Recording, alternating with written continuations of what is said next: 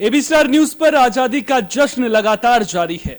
हम उस देश के वासी हैं जहां भ्रष्टाचार के मामले आए दिन सामने आते रहते हैं, जहां सड़कों पर अक्सर पंगा पंगा सा भी रहता है। हम उस देश के वासी हैं जहां रोजाना घोटालों की खबरें सामने आती रहती हैं, जहां अखबार स्कैम से भरे रहते हैं। हम उस देश के वासी हैं जहां योजनाएं तो लागू हो जाती हैं, लेकिन उनकी समीक्षा ना होने की वजह से कई बार जो लाभार्थी हैं उन तक उन योजनाओं का लाभ नहीं मिल पाता है। हम उस देश के वासी हैं जहां अक्सर दंगा भी देखने को मिलता है, लेकिन हम उस देश के वासी हैं जहां हर दिल में आखिरकार तिरंगा रहता है और उस तिरंगे को आज पूरा देश सलाम कर रहा है। तिरंगे की जुबानी, तिरंगे की कहानी हमने आपको सुनाई।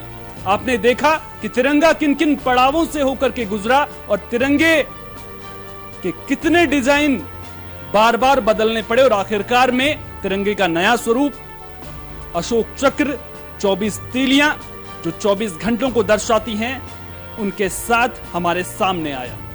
दरअसल तिरंगे का महत्व इसलिए भी बढ़ जाता है क्योंकि जब आजादी की लड़ाई चल रही थी उस वक्त लोगों के मन में स्वतंत्रता का भाव तो जरूर था, लेकिन एक झंडे की जरूरत कहीं ना कहीं महसूस हो रही थी, क्योंकि एक झंडा एक देश की पहचान होती है, एक गरिमा का जो भाव उस झंडे को देख करके आता है। आपने देखा होगा कि जब कोई क्रिकेट मैच हो रहा हो तो स्टेडियम में तिरंगा लहराता हुआ शान से नजर आता है। आपने कॉमनवेल्थ गेम्स के दौरान देखा होगा कितने गौरव की अनुभूति होती है जब हमारे एथलीट्स कंधे पर तिरंगा लिए हुए पूरे स्टेडियम का चक्कर लगाते हुए नजर आते हैं। आपने देखा होगा कि जब कोई भारतीय स्वर्ण पदक जीतता है तो उसके बाद जब शान से तिरंगा लहराता है तो फिर उस अनुभव को शब्दों में बयां करना बहुत मुश्किल है।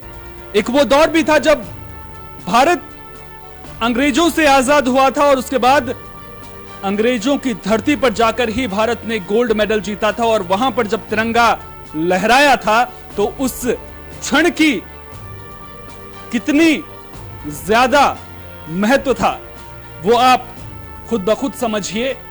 उस भाव को शब्दों में बयां कर पाना बहुत मुश्किल है।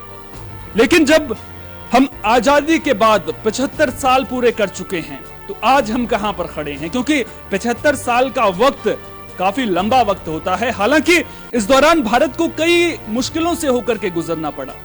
अर्थव्यवस्था सबसे बड़ी चुनौती थी और देश की जनसंख्या वो भी कहीं ना कहीं बड़ी चुनौती थी, क्योंकि बढ़ती जनसंख्या के साथ में इंफ्रास्ट्रक्चर और स्वास्थ्य सुविधाएं हो, दूसरे शिक्षा का क्षेत्र हो, वो तमाम जो क्षेत्र हैं वो चुनौतियां सामने पेश करते हुए नजर आते हैं। साथ ही साथ रोजगार और बेरोजगारी की समस्या भी हमारे सामने नजर आती है और ये समस्या आज भी देश में कहीं ना कहीं नजर आती है। अब इन समस्याओं से जूझना भी है और इन समस्याओं से पार भी पाना है, जिसको लेकर के आज जब लाल किले की प्राचीर से प्रधानमंत्री नरेंद्र मोदी राष्ट्र को संबोधित कर रहे थे तो उनके संबोधन में वो झलकियां हमने सुनी, वो झलकियां देखी कि उनका जो विजन है वो आज से 25 साल बाद का है, जब 2047 में वो एक ऐसे भारत की नींव रखना चाहते हैं जो पूरी तरह से विकसित हो, जहां हमें दूसरे देशों पर निर्भर ना रहना पड़े। लेकिन साथ ही साथ आपको एक बात और याद दिला दें, विकसित भारत का सपना तभी पूरा हो पाएगा जब हम आत्मनिर्भर भारत की ओर कदम बढ़ाते हुए नजर आएंगे। लेकिन जब आप आत्मनिर्भर भारत शब्द सुनते होंगे तो आपके जहन में यह जरूर आता होगा कि आत्मनिर्भर भारत मतलब अपनी जरूरतों को खुद ब खुद पूरा करना। लेकिन आज प्रधानमंत्री नरेंद्र मोदी ने लाल किले की प्राचीर से आत्मनिर्भर भारत का असल मतलब भी समझाया। आत्मनिर्भर भारत का मतलब सिर्फ अपनी जरूरतों को पूरा करना नहीं है। दरअसल हमारा देश एक ऐसा देश है जो पूरी दुनिया को वसुधैव कुटुंबकम की नजरों से देखता है, यानी कि पूरे विश्व को एक परिवार मानता है और परिवार की कोई भी जरूरतें हों वो हम तभी पूरा कर सकते हैं जब हम उन जरूरतों को पूरा करने में सक्षम हों, हम खुद की जरूरतें पूरी कर सकें।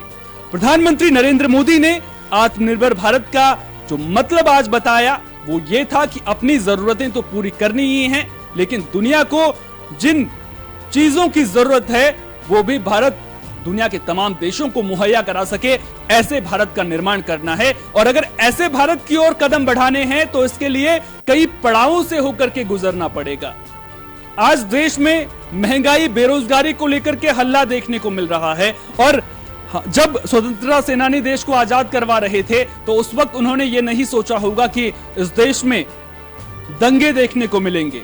आपको याद होगा कि जब देश आजाद हुआ था, आजादी का जश्न तो मनाया जा रहा था, लेकिन विभाजन की विभीषिका भी देश झेल रहा था। और ऐसे में जब हम आजादी का जश्न मना रहे हैं तो विभाजन की विभीषिका का शिकार हुए उन लोगों को भी हमें नहीं भूलना चाहिए जो उस दौरान अपने प्राणों को गंवाने के लिए मजबूर हो गए थे। एक किस्सा मुझे याद आता है, महात्मा गांधी जिनकी आजादी में महत्वपूर्ण भूमिका थी, बापू को हर कोई याद करता है, सत्य और अहिंसा के मार्ग पर चलकर उन्होंने किस तरह से देश को आजाद कराया था। लेकिन क्या आप ये बात जानते हैं कि जब देश आजाद हुआ था और जश्न मनाया जा रहा था, उस वक्त महात्मा गांधी जश्न में शामिल नहीं हुए थे। दरअसल बंगाल में उस वक्त महात्मा गांधी मौजूद थे, क्योंकि देश विभाजिका का दंश झेल रहा था और हिंदू मुस्लिम के बीच में वहां पर दंगे हो रहे थे। और महात्मा गांधी ने उस वक्त ये कहा था कि जब देश के एक हिस्से में दंगे चल रहे हों, जब हिंदू मुस्लिमों के बीच में इस तरह से घमासान देखने को मिल रहा हो, तो ऐसे में मैं जश्न में कैसे शामिल हो सकता हूं। तो वो वहां पर आंदोलन कर रहे थे, वो अनशन पर बैठे हुए थे, इसी वजह से वो स्वतंत्रता दिवस के जश्न में उस दिन शरीक नहीं हो पाए थे। कहानियों की लंबी फहरिस्त मिलती है, लेकिन सबसे पहले आज जो प्रधानमंत्री नरेंद्र मोदी ने कहा है, उन बातों पर रोशनी डालना भी कहीं ना कहीं बेहद उसकी जरूरत कहीं ना कहीं आन पड़ती है। हमारे सहयोगी जुबैर खान हमारे साथ में यहां पर मौजूद हैं। जुबैर, आप और मैं साथ मिलकर के प्रधानमंत्री नरेंद्र मोदी का संबोधन देश के नाम सुन रहे थे, और उस वक्त हम भी जब संबोधन चल रहा था, चर्चाएं हम कर रहे थे कि जो सपने देश देख रहा है वो सपने आखिर साकार कैसे होंगे। डिजिटल इंडिया की बात हो रही है, डिजिटल इंडिया कैसे बनेगा, क्योंकि ग्रामीण इलाकों में तो नेटवर्क की दिक्कतें हैं, 5G की बात हो रही है, लेकिन 5G की राह में भी चुनौतियां कई हैं। शिक्षा की बात हो रही है, नई शिक्षा नीति को लेकर के देश में सियासत थमने का नाम नहीं ले रही है, रोजगार की बात हो रही है, युवाओं को प्रेरित करने की बात हो रही है, अनुसंधान पर जोर दिया जा रहा है। लेकिन जो 5 प्रण हैं, सबसे पहले मैं उनको लेकर के आपसे पूछना चाहूंगा। उन 5 प्रणों में अगर आप विस्तार से उन्हें हमारे दर्शकों को समझाएं तो कितना मुश्किल आगे के 25 साल आपको नजर आते हैं, और जो विकसित भारत का सपना 2047 तक है, कैसे साकार हो पाए? सबसे पहले तो मैं अपने दर्शकों को स्वतंत्रता दिवस की हार्दिक शुभकामनाएं देना चाहता हूं। उसके बाद मैं बात करता हूं जो आज हमारे प्रधानमंत्री नरेंद्र मोदी ने संबोधन में 25 साल बाद विकसित भारत की बात की। उन्होंने सीधे तौर पर ये कहा कि हमें भारत को डेवलपिंग मोड पे नहीं, डेवलप्ड चाहिए।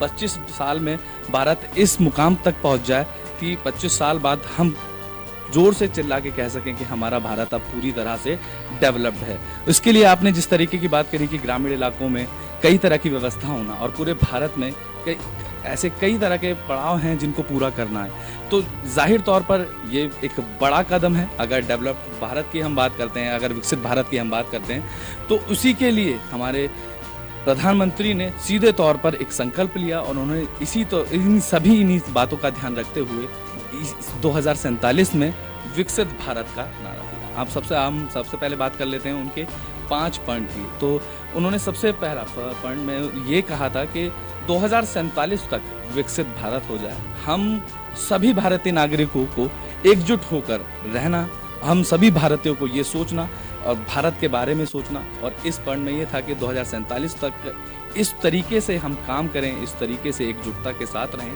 कि 2047 तक भारत विकसित हो जाए, पूरी तरह से विकसित हो जाए, और हमें पूरे इस अर्थ पर किसी की जरूरत ना पड़े। दूसरे पॉइंट में उन्होंने कहा था कि गुलामी के भाव जो हैं उनसे आज़ादी। तो उसमें हम सबसे पहले बात कर लेते हैं जो इंसान की मानसिकता होती है, गुलामी की यादें, गुलामी की मानसिकता, उससे उभर कर आना होगा। हर नागरिक को उन्होंने एक संदेश दिया कि हर नागरिक को अपनी मानसिकता बदलनी होगी, अपनी गुलामी की जो मानसिकता बनी हुई है उसको बदलना होगा, उससे हटना होगा, उस मानसिकता को जो यादें हैं गुलामी की उनसे भी आगे निकलना होगा। तीसरे पॉइंट में अगर हम बात करें विरासत की, तो उन्होंने सीधे तौर पर विरासत पर गर्व करने की बात को कहा कि जो हमारी जो विरासत है, संस्कृति है, उस पर हमें गर्व होना चाहिए। आज भी मैं इस बात को अगर बोल रहा हूँ तो इस बात को मैं पूरे गर्व के साथ बोल सकता हूँ कि हाँ, मुझे अपनी भारत की विरासत पर, भारत की संस्कृति पर गर्व है। तो इसी तरीके से उन्होंने तीसरे पॉइंट में ये कहा कि हर नागरिक के अंदर ये भाव होना चाहिए कि वो अपनी विरासत पर गर्व करे।